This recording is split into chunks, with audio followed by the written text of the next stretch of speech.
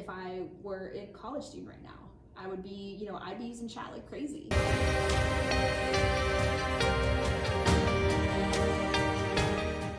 So, Andrea, you've had such a unique path, from activism and academia to becoming mayor. How do you describe your work to someone who's never heard of you before? Yeah, I usually start by saying that I spent my whole career in public service. I always had this very deep feeling of, wanting to use the privileges and the opportunities I have to better the lives of others and situations of others. And I think I've done a lot of very different things in my career. I've worked in K-12 education. I served in the Peace Corps in Central America. I worked with refugees, managing programs, went and got a master's degree, and then now obviously I teach at a community college. And once we settled in Vallejo, I started getting active, starting up a local ACLU chapter, pushing back on police reform. And so these are things that are very different, but I think the theme across them is just wanting the government and our society to work for everyone in an equitable way, and trying to push back when things are unfair. And so I never thought I would run for office. It was not on my bingo card, as I like to say, but it was sort of one of those things where as I started to get involved in Vallejo, it became clear that that was the best path to push for change. That in that moment, with my experience and the things that I wanted to do, that running for mayor was the right path. That's so amazing. Thank you so much for sharing that with us. So what's one thing about being mayor that people would be surprised to know? Something you only learn once you're actually in the role. Oh, that's good. Well, there are things that I knew before I took the role that I think a lot of people don't know, which is that there are different systems of how the local government is structured. And so not every mayor has the same job description. Not every mayor has the same responsibility. So there are some mayors, like in San Francisco and New York, that run the city. They are the head of the city. They hire everybody, fire everybody. They're responsible for everything. And then there are some cities that have the mayor is basically kind of like the chair of the board of directors, with the city council hires what's called a city manager, which is kind of the CEO of the city. And that person does everything.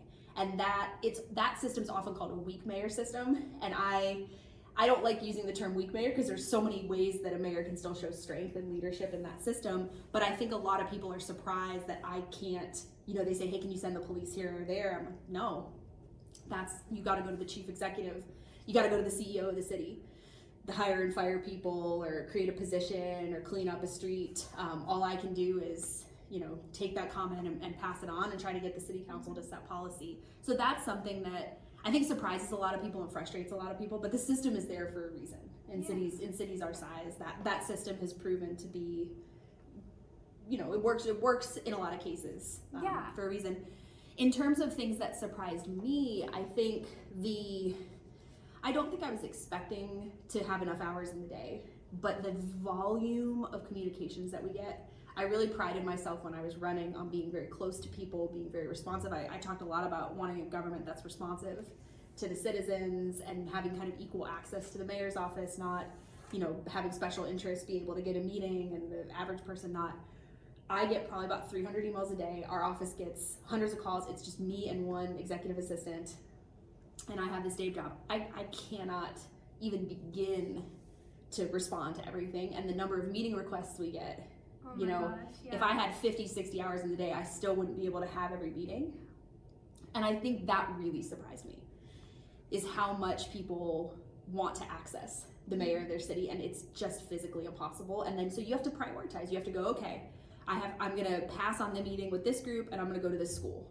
Or, okay, I'm gonna meet with these people as a group, but then I'm just gonna have a town hall and I'm gonna invite all these folks to it to try and maintain the access and responsiveness, knowing that I'm not gonna be able to respond to every question people ask. Yeah, wow, oh my gosh, it's first of all crazy how, I guess it's not a surprise that as mayor you're very busy, but it does surprise me, one, that so many people are always, looking to reach out to the mayor, and even if you had 50 to 60 hours a day, as you said, even then you can't speak with everyone, so it's definitely a huge responsibility, and it's amazing how strong I'm sure your prioritization skills are now, as you've been able to learn from on the job, right? I guess. That's the hardest. That's been one of the hardest things is that prioritization and making sure that you're not, you could fill up every day with just meetings with different groups that want to share things with you, but you also need to have time to strategize and think and plan and be proactive on issues. There are so many things that I want to work on that are important to me, and so I also have to save time for that. Yeah, for sure, 100%. I want to follow up on a previous thing you mentioned. You said the different structures of government. Yeah. How do they decide per city which one? And like for Vallejo, for example. Yeah. So there's basically in Vallejo and a lot of other cities, there's what's called a charter, and it's kind of like the constitution of a city, and it sets the structure and kind of the responsibilities of different people. And Vallejo's charter sets the city manager as the head of the city council is the policy body, and kind of the different responsibilities that each of those folks have. If for students that are interested in what a city charter is and the different forms of government, Oakland, with Barbara Lee having just taken over as mayor there, they're actually going through the process of starting a potential charter review in Oakland to change the system. Really? Wow. Because they have a very complex system where the mayor has more power and authority than I do, but still some limitations. So she hires a couple people, but not others. The council has certain authority, and it's just confusing. It's confusing to the public. Wow. And so they're trying to do that review to figure out, okay, what do we want to be? Wow. Some cities just default. They don't have a charter, they just default, and they will default into that kind of manager system with the weaker mayor. Some cities have a rotating mayor. They just elect city councils. I think Concord is one of them, where they have the city council members all get elected, and then they just rotate who's mayor, because it really is just a chair. You're like the chair of the board. Mm-hmm. Wow, that's really interesting. Yeah. Wow, thanks for sharing that. I think that's something that so many people, like students and even just not students, didn't know about that. Yeah. So it's really interesting to learn about that, especially directly from you as the mayor. Yeah. Earlier today, Mayor Obringer of Concord, she actually explained that to me in an email. So it's really funny to hear that, now from like both as the mayor of Vallejo and Concord, there's different structures, and I had no idea these existed. I really, if I'm being in all transparency, I really did think that it was just like one structure of government for all mayors. Yeah, so. And it's wild too. I'm in a program for mayors right now through Bloomberg Philanthropies. It's this wonderful, really supportive program for mayors and cities, and it's cities throughout the world. So there's 47 cities participating. Oakland's in it, and San Jose, and Vallejo, and Tracy, and also Buenos Aires, and Johannesburg, and Athens, and cities in Germany, and France, and England, and Australia, and all these other places. And it's so fascinating to hear how different our system is from theirs. Yeah. Because they're just every country, everybody has a mayor. Every city just about has a mayor or some version of a mayor, but the role of the mayor is so different in different places. Oh my God, that is so interesting. That's really exciting to hear about how many mayors do you think are in this world? Oh God, I mean, however many cities there are. Wow, oh my gosh. Mean, yeah, I don't even know. A lot. Count hundreds of thousands probably, right? Wow. I mean, yeah. Wow, it's crazy to hear about how there's different kinds of mayors and different structures of government all around the world. And I mean, here in Bay Area even, there's different kinds, as you've already explained to us. So thank you so much for sharing that with us. It's definitely informative and something that I personally and so many other people didn't know before this. So thank you. Yeah. So if you were a college student today, what do you think would surprise you most about how politics actually works? That's great. That's such a great question. These questions are all fantastic. I think when I was a student, I was in college during the Bush administration, and Obama won right when in my senior year.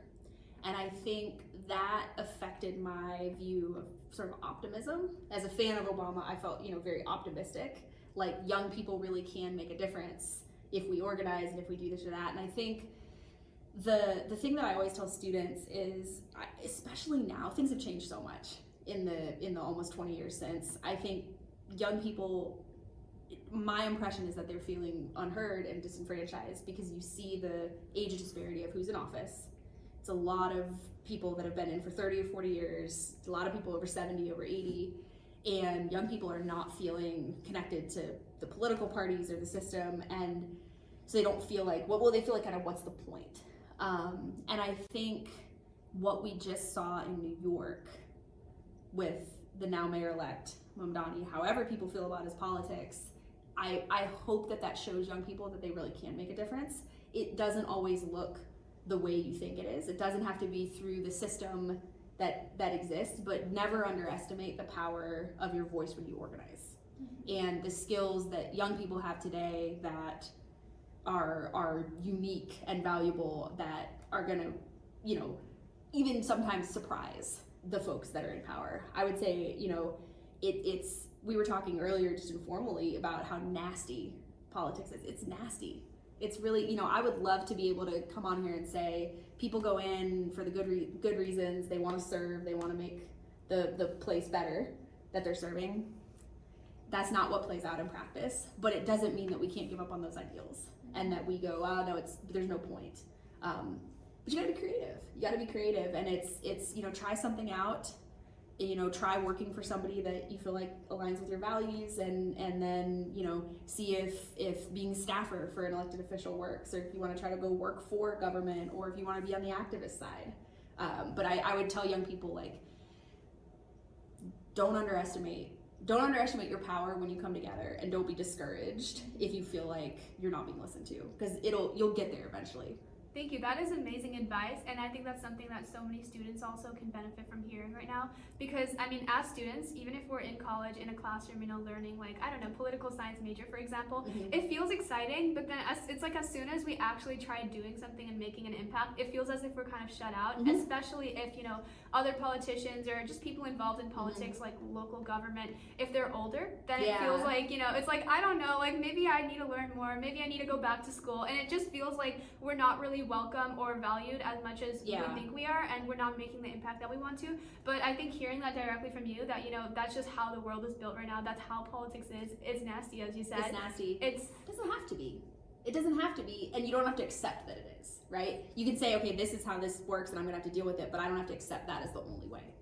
Yeah. Got it. And I think for me, you know, a lot of us derived idealism from, because Obama was young. I mean, he's one of the youngest presidents we've had, and so watching him get elected, I think, really energized young people. And then I think maybe we got a little disillusioned post that administration, but feeling that energy, hopefully young people can drive that. Even, again, politics is, like, policy aside, looking at what just happened in New York is, I think, a perfect example of, you know, where young people, what that campaign accomplished through social media and through grassroots activism and efforts. 100%. Thank you for sharing that. Thank you, Andrea. So the longest U.S. government shutdown in history just ended. How impactful has this been on your city, Vallejo? And what are your predictions for the upcoming months? Yeah, this has been so difficult. This is one of the things that I've lost sleep over since taking office. I've told folks, you know, obviously when I ran for mayor last year, I just took office in January, and I hadn't thought about the fact that I might have to share a term with this president. And from the beginning, the way that this administration has treated immigrants, the fear in the community, having to deal with that locally, having to deal with people not feeling like they can go outside, you know, kids not going to school, or people not being able to pick their kids up from school. It was immediate, you know, as soon as they came in. And then now with the shutdown, the administration had already passed that bill that's going to cut a lot of our social programming. So we were already thinking, okay, our housing resources, our healthcare, our food, you know, food stamps, which here's CalFresh, that's gonna get cut. People are gonna be hurt. And then the shutdown just accelerated that. And, you know, folks did get their CalFresh payments over the weekend, but the problem is, you know, they got it a week into the month. So they've already spent money that they would have used the CalFresh for on food, which means now they can't pay their rent or their electric bill or their whatever else they need to pay.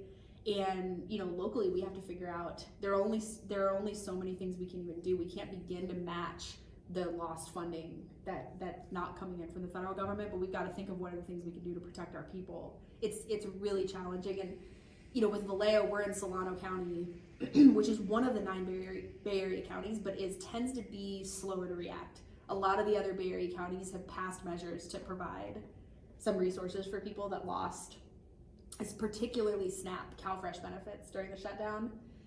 And we're still trying, I have a meeting tonight actually, we're trying to sort of come together with Solano County and figure out what we're gonna do. Because it's not gonna end, even with the shutdown ending, the problem isn't gonna end. I don't know what's gonna happen with the benefits next month. We're gonna have to get through the holidays, and then in January, all these laws are gonna take effect.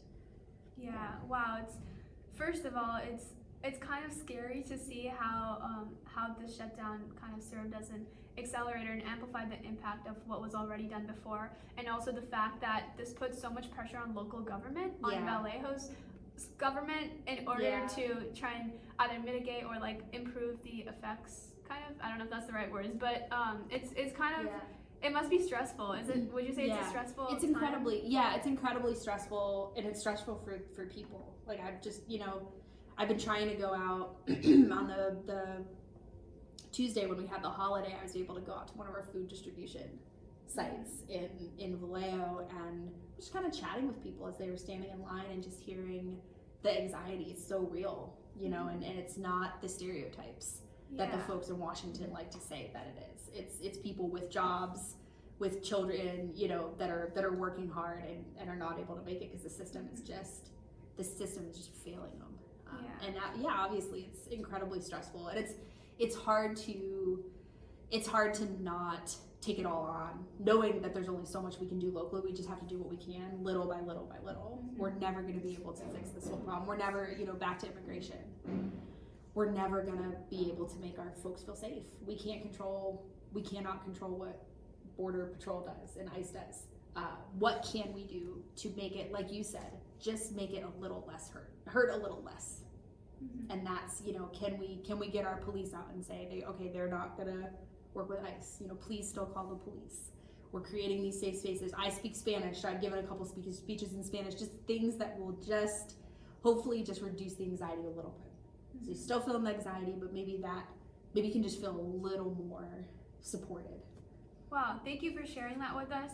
I think just like listening to you speak also shows how passionate you are as a person and as a leader, as a mayor, and the impact that you're working to make with local government, even if it cannot be amplified like so much more because there's always the federal government.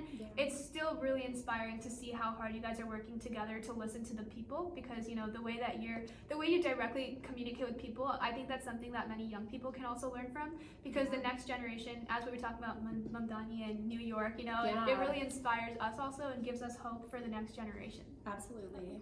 So thank you very much for sharing that with us. So as you know, safety is a growing concern in California and cities like Vallejo as well. What is local government doing to address this? And how will you know when you've succeeded? That's a great question. That's a huge problem in Vallejo, and I think I've always seen it as two simultaneous efforts we have to make, specifically around policing. And then obviously safety is so much more than policing, which I have a lot of feelings on as an economics professor, that a lot of petty crimes are economic. That if people had a way to legally make money, if they had jobs that paid a living wage, I don't think we would see as much retail theft and things like that. If we had things for youth to do, sports centers for them to go to when they're in high school, they wouldn't be getting into trouble just for the sake of getting into trouble, making bad decisions before their brain's fully developed.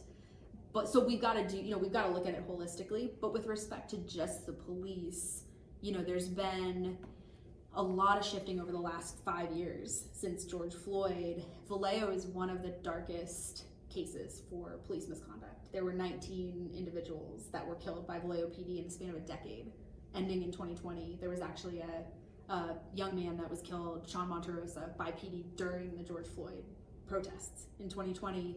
And so their trust is just not there. There's never really been any accountability for the misconduct.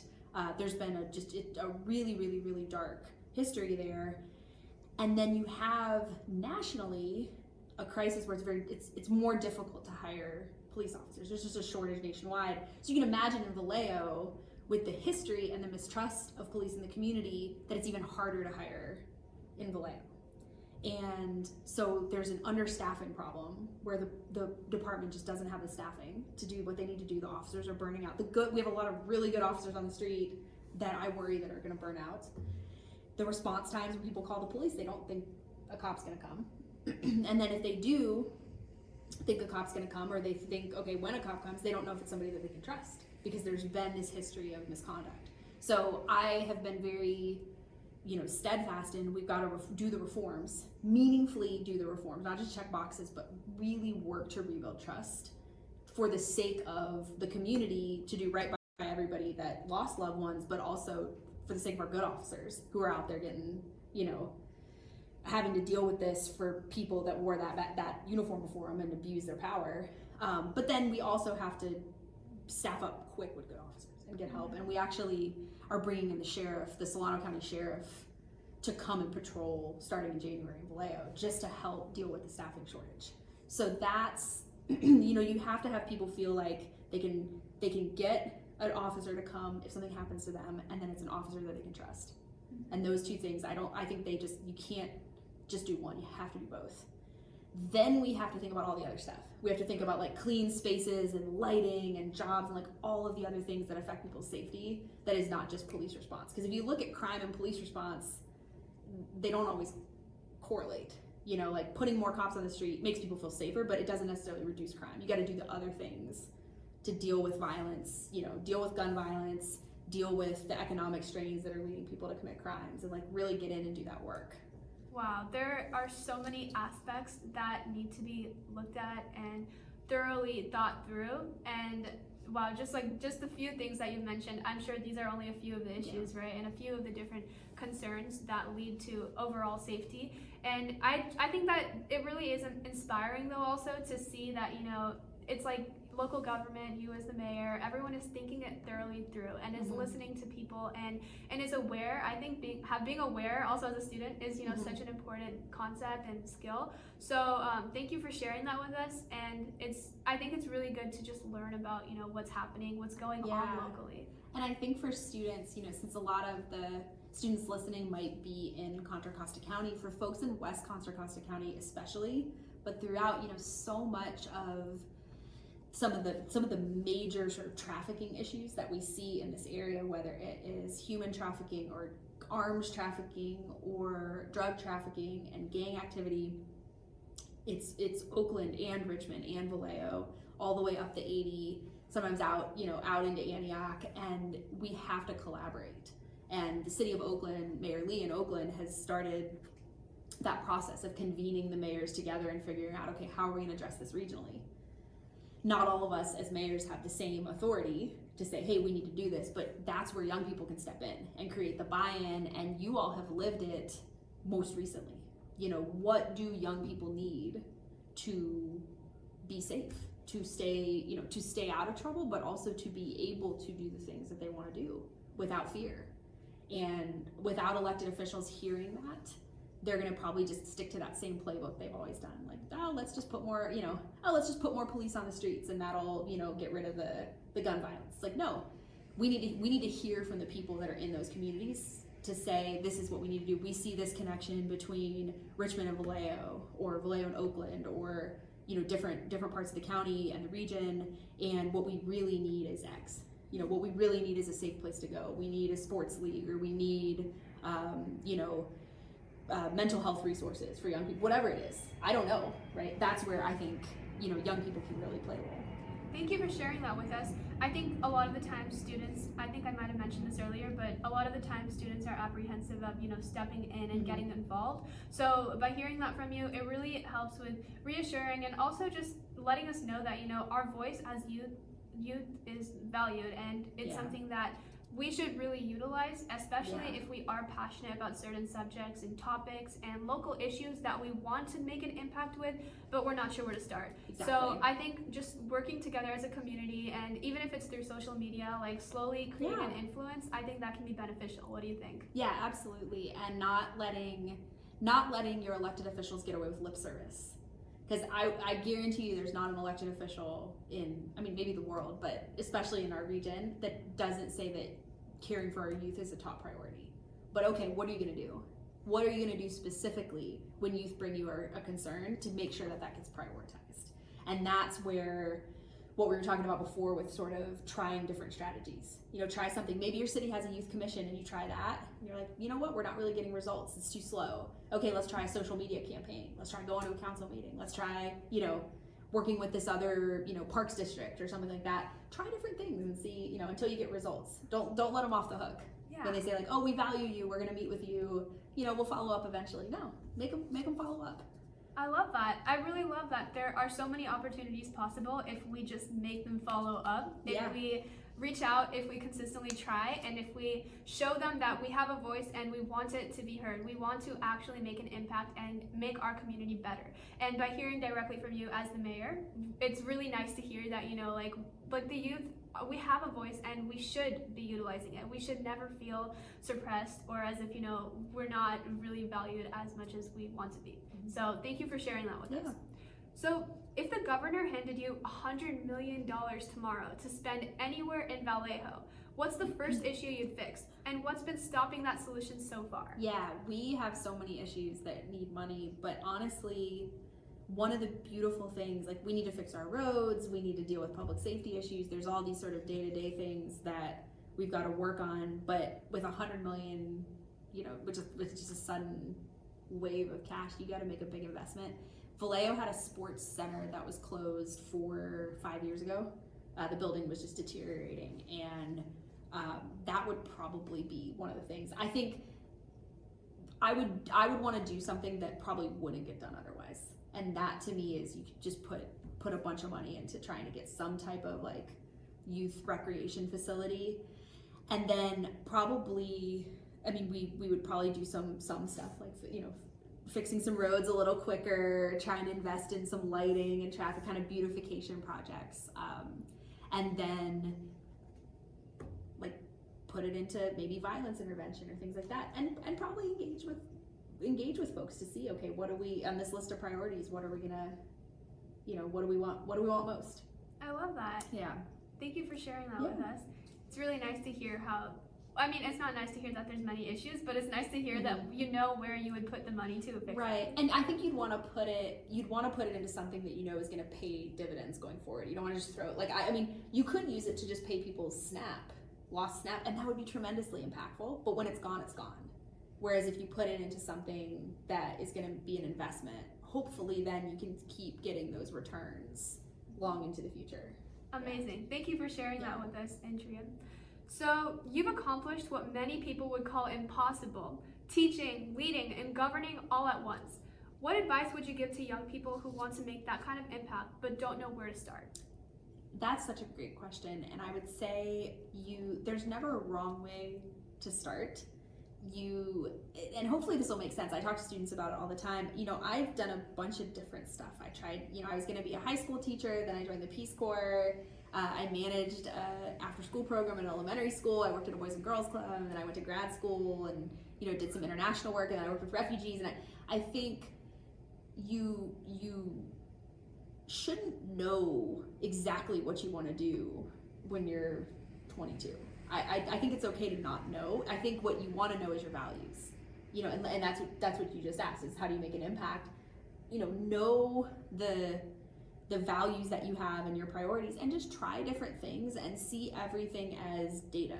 So you go get a certain job or do a certain thing, like think about it and look back at it and go, okay, I like that aspect of it, I didn't like that aspect of it. Wow, I know I really don't want to do this.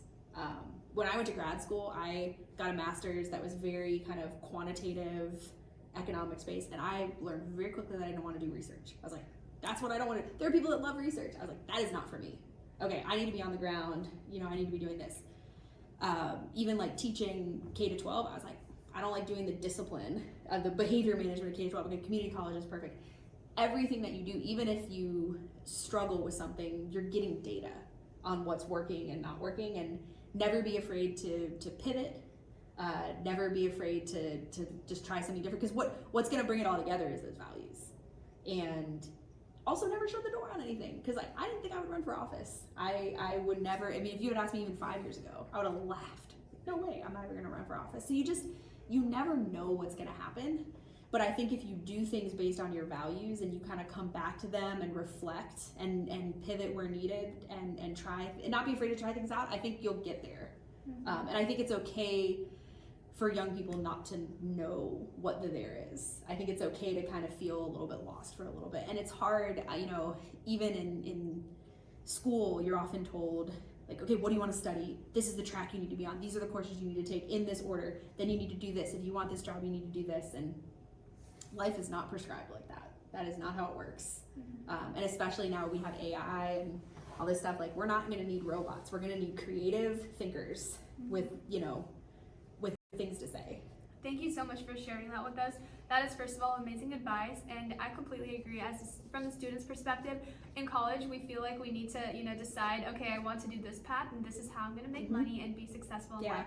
But it's really nice to hear that 5 years ago, you wouldn't have run for office. You wouldn't have even considered it. You would laugh at the thought of it. And now here you are as mayor, making a huge difference as a leader, because that's what your values are. That's what you're passionate about. So I think it's super important to know and be aware that as students right now, what we should be prioritizing is figuring out what our values are, what our strengths are, and hearing that directly from you is very impactful to many. So thank you very much. Thanks. I'm glad, and I hope, I try to work with students too to challenge, to not be afraid to push yourself and try different things, especially when you take a different course, take a random course outside of your major if you can fit it in, and things like that. Just because that's all data. That's all data. You never know. You might end up liking something, or you might get information about what you don't like.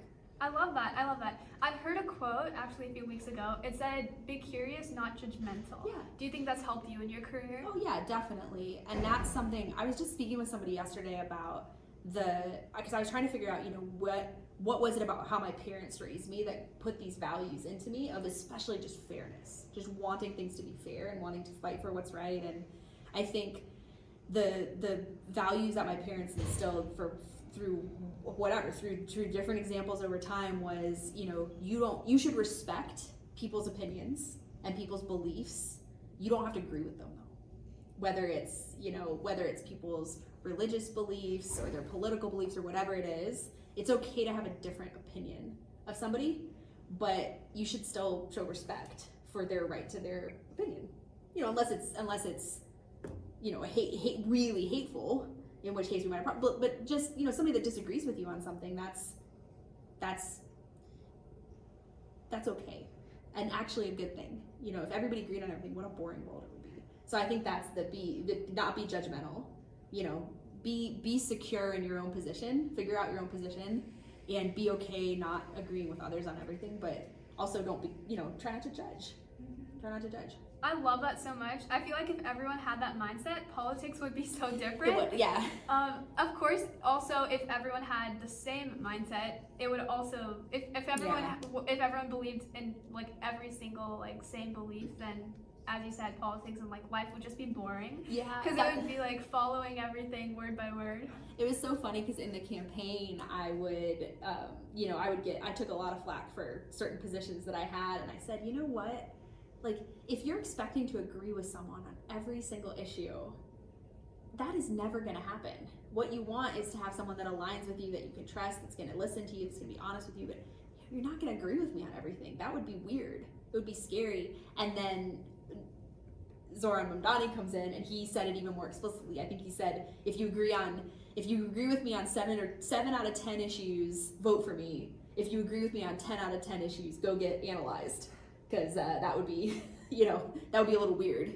And I think it's that idea of, it's okay to have diversity of opinion. We shouldn't be afraid of that. I love that so much. That definitely kind of also adds on to the thoughts of, you should be authentic and have your own ideas and beliefs and opinions, but then also see which elected candidate, do you align with most? Mm-hmm. And I love Mamdani's what he said. I had no idea the 7 out of 10. I think that was what it was. Yeah, it was a great way of putting it. Mm-hmm. You shouldn't agree with me on everything. That would be weird. Yeah. We should all have slightly different opinions and perspectives. 100%. That's really interesting, and it definitely puts things into perspective. So thank you for sharing that with us. So when you look at young people today, what do you think they get right, and what do they still need to learn to shape the future? That's such a good question. I am really interested in AI, technology and AI. And I think what's fascinating, and I'll give you an example and then I'll kind of get into where I think where the opportunities are and the risks are. When I first started teaching pre-COVID, I would tell students, I don't want technology, I don't want electronics in class. I don't.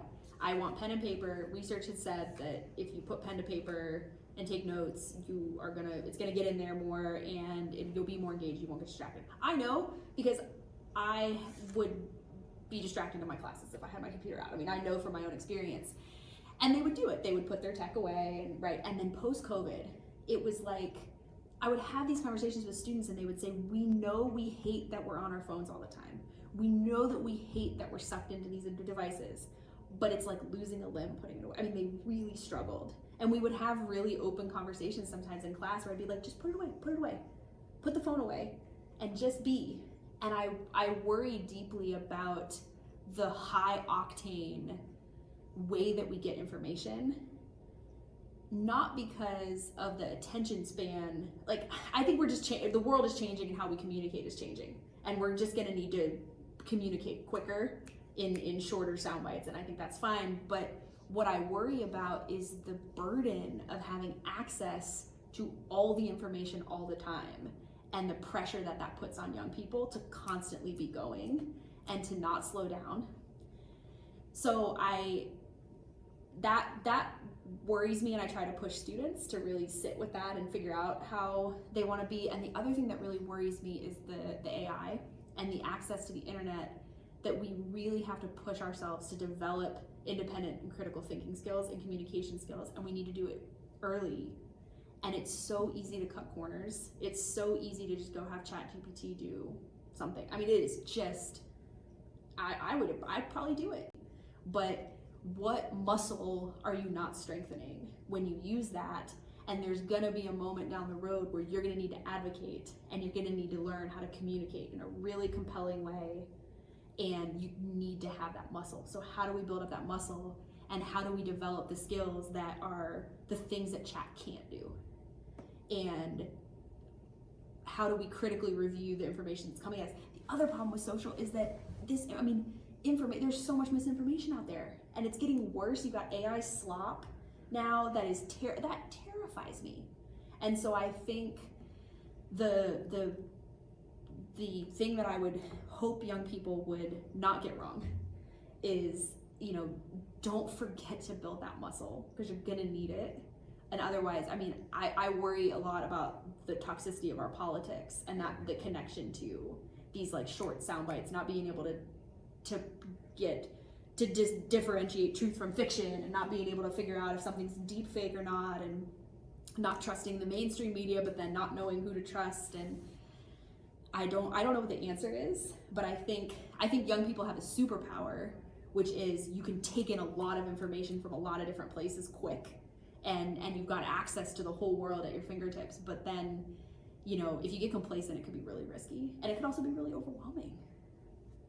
Wow, thank you for sharing that with us. First of all, your mindset is so amazing. It's like you're able to see the different perspectives, and you're able to see like what's happening right now, especially, to students as a professor, Yeah. you work with students directly. Yeah. You were a teacher before too, right? Yeah. And I think like throughout your experience, you've seen how distractions are easily created, especially with technology, the new advancements. So I 100% agree with you. I would say as a student right now, I myself use ChatGPT a lot, not to cheat, but it's useful. Yeah, it's really useful, but at the same time, as you were saying, it's super easy to just ask it things like make decision making, for example, making it make decisions for you. And you're so right about like it doesn't let students strengthen that muscle. And I feel like in the future, that is definitely something that I, as a student as well, am afraid of. So I really appreciate you telling us, taking the time to tell us that. I think it's something that a lot of us should learn to be more aware of, because sometimes, as you were saying earlier, I remember you mentioned one of your students, like they said that, they want to be off their phone. They know that it's not good for them, but they kind of get sucked into the device. And I tell them too, I'm like, do you want to sit here for an hour and 20, you're an adult. This isn't high school anymore. You want to sit here for an hour and 25 minutes and goof off on your phone in a room full of a bunch of other people? Go do that somewhere else. Like, make a decision of, okay, well, if you're going to be here, how are you using the time here? And that's tough, because again, I got sucked into, mine was a big clunky laptop, but I had an applet with little games. I don't remember what the games were, but it's tough to just, you zone out for half a second, you miss one thing, and you're gone. And that's it. And then you're just like, I'm gonna just goof off now and do this other thing. And it's a waste of time. It makes me really sad. And it also, as a faculty member, I'm trying to think of ways to change how we learn. When I was in school, it was a lot of just you're listening to a professor lecture, and then you're writing a paper and you're regurgitating facts. Well, chat can do that. We don't need to do that. Chat can do that. Chat can do the lecture and it can do the paper. So what am I asking my students to do that isn't something that chat could do? Okay, let's look at the election. Let's look at the things on the ballot. Let's look at the issues that are happening now, and then let's figure out how to advocate with our own personal story and our own values, just the things that AI can't do, and let's use that to strengthen this muscle so that later on, when you have to go and make a video to advocate for something or go speak at a city council meeting or run for office or whatever it is, you've got that background and that communication skill and you're not feeling like you need a crutch. I love that. I love that so much. In my English class right now, a lot of our assignments are about kind of what we're talking about, about different articles, analyzing them, and all of them are related to AI. They're about, artificial intelligence, impact on students, the career workforce, the future of AI, what technology is doing to us right now, positive and negative, you know. So many benefits, but also as we're talking about right now, there's so many ways to get distracted. As you said, you had a clunky computer, and even with that, it was easy to get distracted. It's so distracting. So we were the internet generation. We were the ones that were going to get ruined by the internet with dial-up AOL and instant messenger, and we figured it out. But every generation's different, and I don't know. I mean, I cannot imagine what it is like to go through middle and high school with a cell phone and social media. I cannot even imagine what that is like. It has got to just be incredibly difficult and just challenging and different in so many ways than my experience, which is basically, if you want to go hang out with somebody, you just go knock on their door and you go play outside or whatever, or you go on instant messenger. But this environment, I mean, I can't even imagine. So that's again why we need young people speaking up and being involved, because the people that are making policy don't understand that experience. Only young people understand what it's like to go through middle and high school with social media and how horrible that can be in so many ways. 100%. We're the only generation now that I think of it that has experienced this level of technology and AI specifically firsthand, and we're the only generation that will be experiencing this time, this moment. Like, of course, AI will keep developing. There will be multiple generations ahead. There will be many new advancements every single day. But right now, we're living in such a crucial time where it's like it's a huge change. Like, I mean, I didn't have cell phones in school. I had a flip phone in college, I think. But I mean, that's just the way that it moves. You got to remember, like.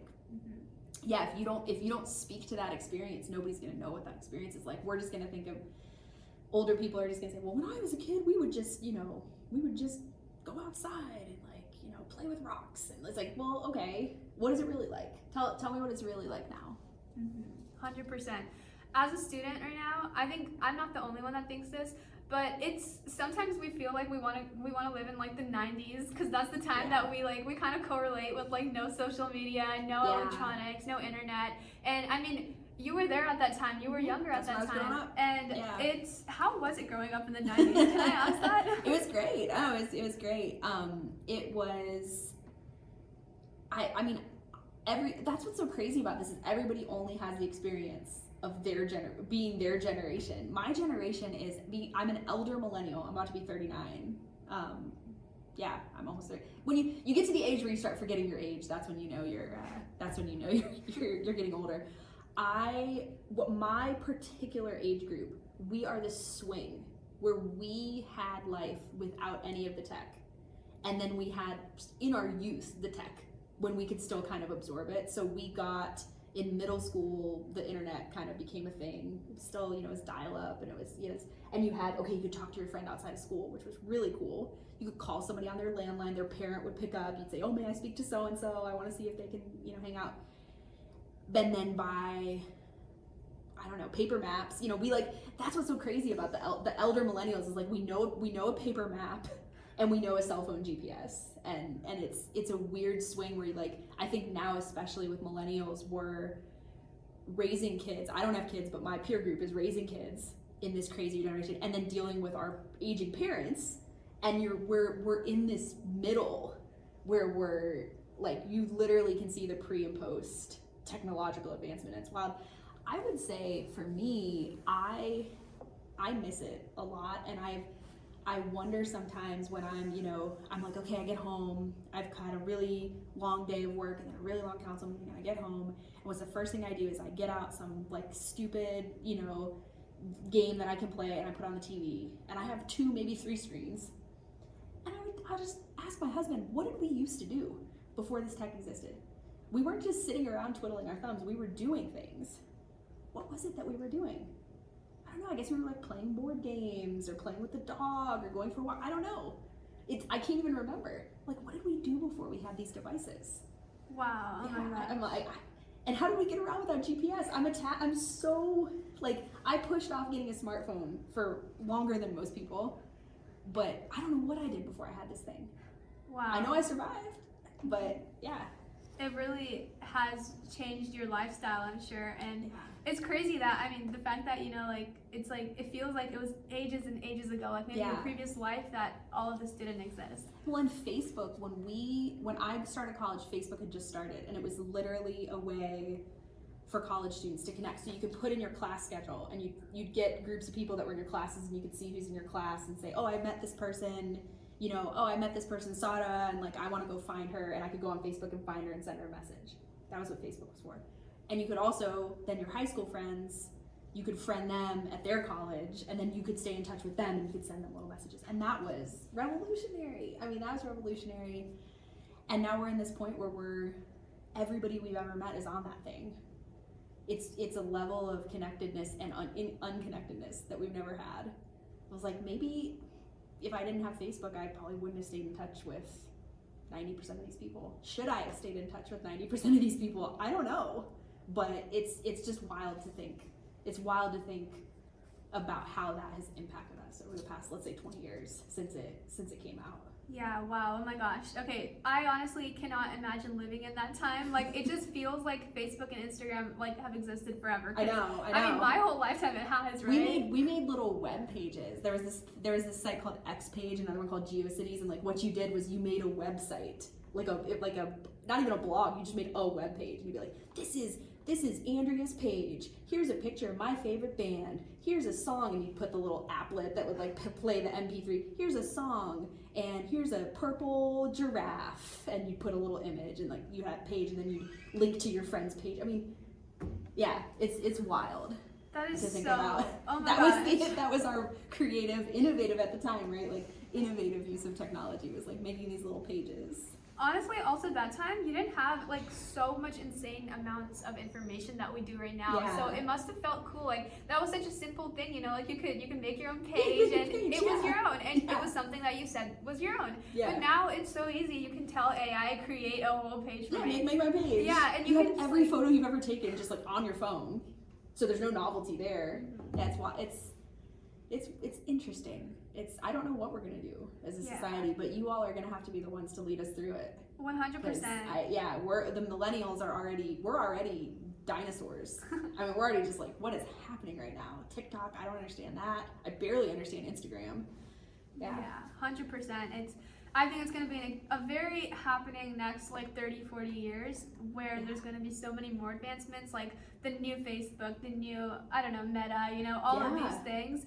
Like I don't think we can actually predict what's going to happen, right? No. It's crazy, but thank you so much for sharing. Of course, for sharing that. That's so amazing. So as you were saying earlier, you're kind of in like that. You're in like that part of your life where you're seeing the younger generation and you're seeing the older generation, and you've been through so much. So this kind of leads on to the next question. You're living a Hannah Montana life, professor by day, mayor by night. How do these two worlds shape your vision for the future? Yeah, they connect for sure. I'm very, very fortunate. I don't think I'd be able to do the mayoring if my day job wasn't compatible. It's already tough enough to try to do 2 jobs. I wish I had so many more hours in the day, but the fact that I get to try to make policy and make politics more and government more responsive to people, and then I get to do my day job and interact with young people and also teach something that connects to that policy. So I can teach about government budget, I can teach about housing, I can teach about healthcare and all these things that are happening, and pull then from my experience in government, and vice versa. I can go on into a city council meeting and we can be talking about something with youth, and it's like, well, I'm not a youth, but I do see quite a few of them on a daily basis. So I can pull my students' opinions and things into the policy making as well. Even with the sports gym, I mean, knowing the sports gym was a priority, I got that from students. They were like, every student that I've had that's from Vallejo has told me we need a sports gym. So I think it's difficult, and it's difficult to grading. It's difficult to find time to grade. It's difficult to find time to do admin stuff. But the actual core of the work, there's a lot of synergy between the two, which I really enjoy and appreciate. Wow, I love that. There's a lot of overlap for sure, and I think you've learned how to like cohesively live both lives almost, and now it's one life, right? Yeah. And the way that we were talking about earlier, you know, getting youth involved in local government, getting them to be able to like use their voices and shape the future, I think it's so exciting and interesting to hear how, as a professor, you're able to directly get insights from students and hear their perspectives, and then go in a boardroom and actually, you know, turn that into something that is like actually using their ideas, like for example the sports gym. And I think that's like very, very smart. It's really interesting to hear about that, so thank you. I had a professor in undergrad. I remember his name, I remember the course. Like, it's weird how certain things stay with you. And it was this European politics class, because I double majored in economics and international studies, which is like a very poli-sci degree. And I took this European politics class with this Swiss, he was probably in his 80s, semi-retired, joyful professor who was just like renowned expert in the field. And he would meet us for Caribou Coffee individually. He'd meet each of the students at Caribou Coffee, which was just adorable. And he would give us draft chapters of his book and ask us our feedback. And I still think about that. I still think, like, what was it about this 80-something-year-old Swiss man that just the sweetest, most wonderful person, that he saw value, either from a pedagogical perspective, just in terms of empowering students, or genuinely in his work, to give his undergraduate students a draft of his book and ask them for feedback and edits, and genuinely meant it. And he would take us to Caribou. What did you think about chapter 6? You know, okay, Andrea, like, you read chapter 6. Like, do you think it makes sense? Did it work for you? Did you get bored? And that was so meaningful to me, even though it was like just a book. But now what a cool thing that I now get to do that. I get to go to my students and go, hey, what should I do? Here's the situation I'm in. Here's what I'm trying to decide between. What do you think I should do? Pitch it, you know, decide. Tell me about it. And having experienced a version of that as a student, I found it really empowering in the sense of like, wow, somebody cares about my opinion, and I genuinely appreciate it. I mean, sometimes I genuinely really need the students to weigh in, and they bring up stuff I wouldn't have thought of. Wow, that's so amazing. Your professor, he sounds like such an amazing guy, and like genuinely passionate about hearing what students really want to learn, and how he can also you know, be a better professor. That's so amazing, and it's inspiring to also hear about how that experience just stuck with you, and it's kind of also like subconsciously, maybe even consciously shaped, you know, the actions that you take now today to help to hear directly from students to shape the future and give them the opportunities also to, you know, stand up and empower them. So that's really inspiring. Thank you, Professor and Mayor. So the final question. All right. Success can feel impossible when you're starting out. What's the one piece of advice you'd give to someone who wants to achieve what you have? Oh, wow. That is so difficult, because I'm still trying to work towards success. I'm trying to get to a point in the mayoring especially where I can hold two thoughts at the same time and tell people, look, these are the things we've achieved. We have so much work to do. And hold the public consciousness and trust in that way, and go, gosh, you know, as the mayor, I mean, I'm incredibly frustrated. I'm pissed off. I'm pissed off that our city isn't working better for people. I want it to move faster. I want it to do this or that, but not to be down in the dumps about it, but to say, okay, let's celebrate the things we've done. Let's celebrate the joys and all the things that make Vallejo just the most beautiful, wonderful place. And let's push. We're never gonna be done. There's always gonna be stuff to do. We have to keep that urgency and that momentum. And without the full power, as I'm not the executive of the city, right? I don't get to drive the projects to success, but I can try to hold that consciousness of we have to be setting high standards for ourselves and going for it and being very honest about the progress we're making as we make the progress. And for young people, I think you don't want to define success too narrowly and lose out on potential other things that are fit. So, I mean, I think if a student wants to if you want to get into a specific career or a specific job, I always say, go on LinkedIn, look for the person that has that job, reach out to them. Worst case, they won't reply, but often they're happy to talk.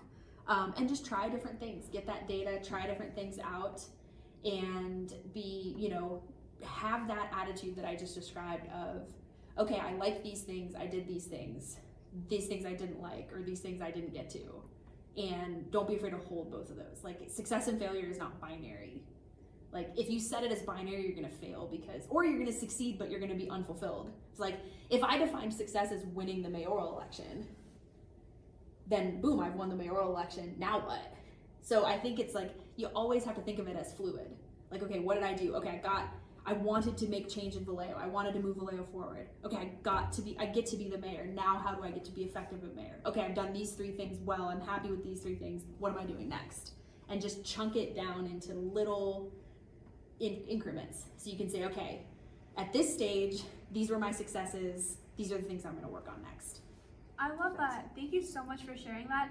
I love how I think like from what I've heard so far, your success to you is really like, it's not something that's like, it's not like it happens once and then you're successful. It's more like it's fluid, like you said. Like there's different stamps of success sort of, and then you kind of go from there, you pivot, you make mistakes and failure and success, and making the right decisions, sometimes making mistakes and having to learn from them, and reaching out to someone on LinkedIn even if it's not a guaranteed response, just taking initiative and trying. That is something, all of these traits and everything that you said is really inspiring to us, so thank you very much. So do you have any last advice that you would like to share with us? Oh my goodness, I think we covered a lot, and I want to thank you for what you're doing and encourage more of it, because the world is changing so quickly. As we talked about, the world is changing so quickly, politics is changing so quickly, education is changing so quickly, that anything that is going to bring people together for meaningful conversation about it is going to be just so important as we move forward. And the group of young people now that are engaged in listening to this hopefully then can all branch out and figure out what their service is going to look like, what their next steps are going to look like in their journey, and we can just multiply that out. Because again, with the way that how toxic, especially nationally, with how toxic politics is and how just nasty everything is and how disconnected we're getting, any source of connectedness is just vital. So thank you for what you're doing and the thoughtful questions. Crowdsourcing the questions is amazing. I love it. That's exactly what I'm talking about. Like that type of thing. I wish I need to channel something like that in Vallejo. If anyone's listening from Vallejo, please do something like this in Vallejo. I've one on my like wish board, mood board, like if I had all the time in the world, I want to do these 10 things as mayor. I wish I could have a podcast as mayor where I could just talk to people and have these types of conversations, because I think there's just something so meaningful and real in that, in just building power and community in that way. Thank you so much, Professor and Mayor. Oh my God, I'm like speechless. Like, yes, I would 100% think that this is very important right now, and everything we talked about, connections, and right now being able to just like speak, have meaningful conversations, like eye to eye. I think that's so important, and super amazing to hear that you want to start a podcast. Somebody figures out how to do it. I'm an elder millennial, so I don't know how to make it happen other than just.